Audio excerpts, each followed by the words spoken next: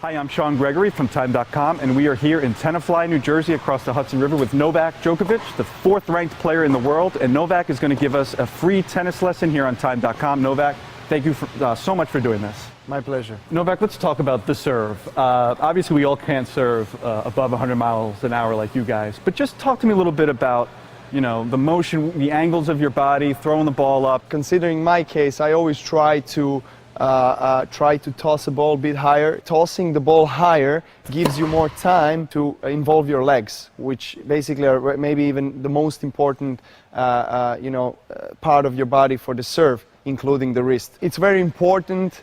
The moment of impact, the speed and pace where you get is from the wrist. You know, so acceleration from this part of the, from this part of the arm, from the elbow, and of course the wrist action in the end. And you want to keep your upper body as loose as possible. Are you ready? Yep. 125 down the middle. Oh. Just walk us through your forehand and also, again, the follow-through. You know, I've heard all your legs should come through, you should twist on one foot. Tell me what you do. I start with the right foot, and if I have more time, I just try to follow through, because then I get more pace and, you know, more power in the shot. So if I want to produce more spin, I try to get from this back foot, you know, more acceleration from the back foot, so I can get more spin. Keep your hand as relaxed as possible, because then you can actually get this follow through, which is really important in any shot you play, especially forehand. You want to get that follow through. If you want to get a spin, you bend more and you do more work with your wrist. Okay, Novak, let's talk about the backhand. One hand, two hand. You have two hands. Walk us through your two-hand backhand. Actually, when I started playing tennis, I started playing it for 2 years with the one-handed backhand, and then I decided to change because I was small, I was tiny, I was skinny with no power, and then I just got frustrated by all the players playing to my backhand, and I couldn't, you know, get the ball back. And so I decided to play with two hands, and today I think, you know, my two-handed backhand is maybe even a best shot in my game. I try not to involve too much the wrists. The second thing is obviously a weight transfer and hip involvement. If I want to hit a long line, then I have to, you know, close myself a bit more. If I want to hit a cross court, then I open myself up, because then I have a bigger range of, you know, placing the ball more to the sidelines.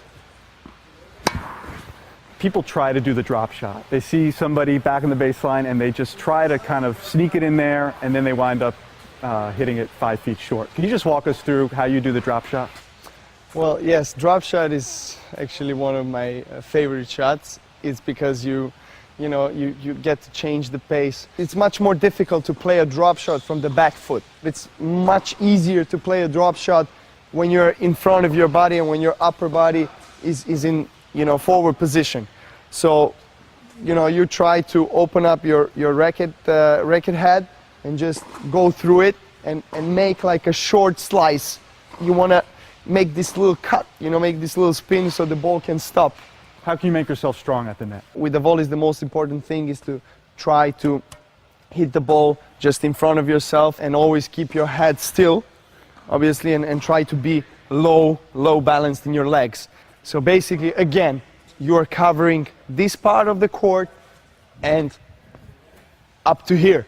And you want to stay a bit inside of the service line, but not too much, because if you get too close to the net, then you give your opponent an option to lob you. This is the natural and starting position for the tennis player from the baseline, from the volley. You try to keep your racket just in front of you, because from here you have this motion, this motion. If you keep it here, then it takes more time to lift your head up. So this is very important, to keep your head still and up. Beginning players, somebody makes a bad shot, the ball's up in the air, you're just ready to smash it, and you either swing and miss or hit it, you know, into the net. Just help us not make that mistake.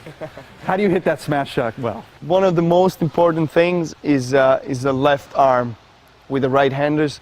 This arm is like your target, you know. It helps you find the ball and position your body always you know, in the upwards position and just be stable. And like at the serve, you know, you need to have this follow through and this wrist action. Exactly. It's the wrist. Exactly. You want to pop the wrist, you want to relax as much as you can the upper body, but footwork is most important, because if you have a bad footwork, and for example, you have a narrow position of the both foot, you know, you have no balance, and then you try to do different things with the upper body. But if you have a good position here, then you can do whatever with the upper body. And again, you have to keep the arm you're hitting with, you have to keep it very relaxed. So you want to keep your left arm always ahead and try to search for the ball. Search for the ball. Keep your legs working all the time and finding a way to hit this smash. And you want to follow through all the time. Uh-oh. Trouble. One more. Exactly. So you need to follow through. Whatever you're going against, what are some of the basic things to keep in mind in returning the serve?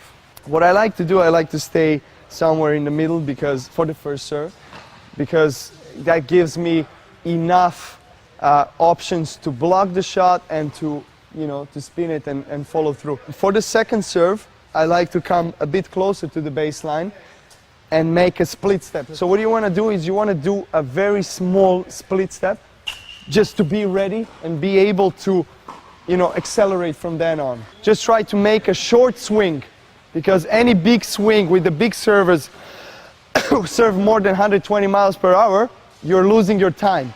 So you want to make a short swing and try to keep your upper body straight all the time, so you can get forward, you know, and be in the control of the point and being aggressive.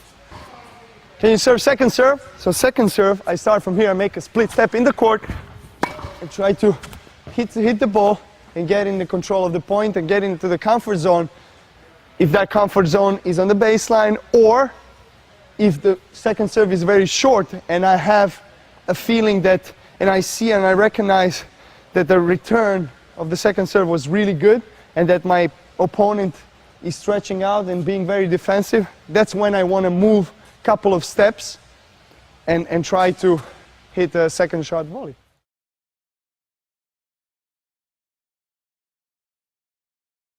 You're famous for your impressions. Want to give us any good impressions right now? Should I do it or not? I don't know. Okay, let's do John McEnroe, because we never did John McEnroe. 70s and 80s, they used to wear socks like this. You have to have tighter shorts. Exactly, and I'll just try to reduce the size of my shorts, and exactly something like this. John, you're never gonna forgive me.